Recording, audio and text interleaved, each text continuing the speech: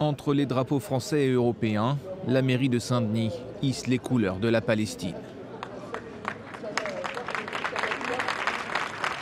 Un acte en guise de soutien au peuple palestinien, mais aussi à la position diplomatique de la France qui s'apprête à reconnaître l'État de Palestine lors de l'Assemblée générale des Nations unies. Pour qu'il y ait une solution à deux États, qu'elle soit crédible, il faut tout simplement qu'il y ait deux États.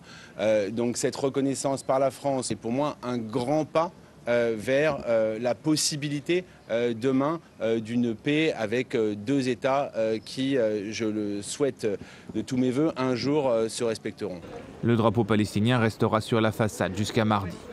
Au moins 21 communes en France ont imité ce geste symbolique, à l'image de Malakoff ou encore de Nantes.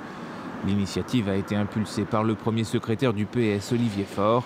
Une proposition qui divise à droite et a été fortement critiquée par le ministre démissionnaire de l'Intérieur. Bruno Retailleau a demandé au préfet de faire respecter un principe de neutralité des services publics.